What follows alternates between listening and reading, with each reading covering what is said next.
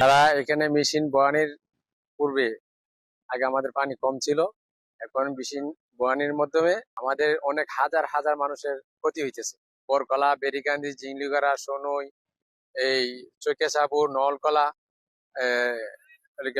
বলারামপুর, সারাকোনা সবারই ক্ষতি হইতেছে। মানে হাজার হাজার লক্ষ লক্ষ মন এখানে মানে ক্ষতি হইতেছে। শুধু এক গ্রাম তারা বাঁচতেছে, সারা গ্রামের লোক তারা এখানে মেশিন বইছে। চতুর্দিক দিয়ে যত লোক আছে, যত গ্রাম আছে সবারই ক্ষতিগ্রস্ত হইতেছে। আমার ক্ষতি হইতেছে আমরা 5-7 গ্রামের মানুষের আওয়ার এটা থেকে এটা নিচু বেশি, এটা হিঁচলে আমরা ক্ষতি বেশি হইতেছে। এই কারণে তারা আমরা নাওয়াত আছি, আমরা বরাদ্দ কথা যদি আমরা টিউন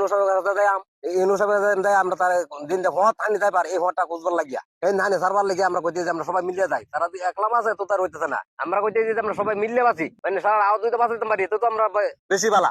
আমরা কার্যবাহী করে না করিয়া তারা মেশিন আমরা অফ রাখছি যে তোমরা বিজনেস চালাতে পারতো না, তোমরা বিজনেস চালাইলে আমার ক্ষতি বেশি হইতেছে।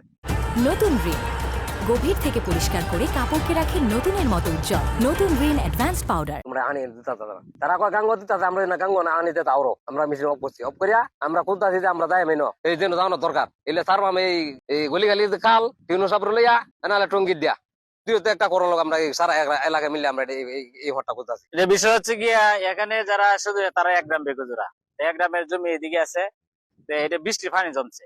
বৃষ্টির পানি জমাতে তারা যে শেষ করতেছে, শেষ করাতে আমাদের টগার হাওরের যে নিচে গুলা যে জমিগুলো আছে এটার মাঝে একটু পানি বাড়ছে।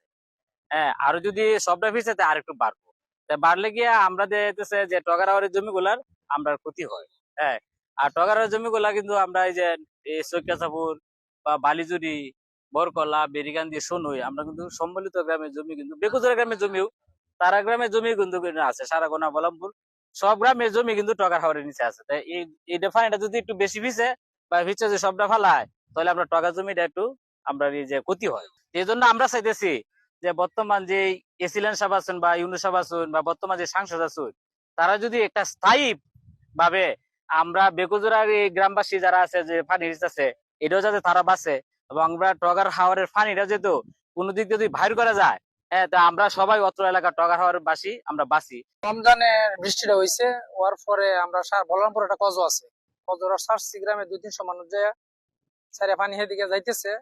আর আমাদের বিলের হাওয়ারের পানি ডেয়াগারে ফিজাটা আদাত পানি কমলে 5 ইঞ্চি পানি কমলে তোরটা নষ্ট হয় না। এই জন্য আমরা 5 ইঞ্চি পানি কমানোর জন্য গ্রামবাসী উদ্যোগ নিয়ে সবারই ঘর থেকে ডিজেল দিয়া আমরা এই পানিটা ফেসার চেষ্টা করতেছি। আমাদের গ্রামবাসী সবাই উদ্যোগ নিয়েছে যে বৃষ্টি বাদলে পানিটা এই জমিন তলে যেতেছে।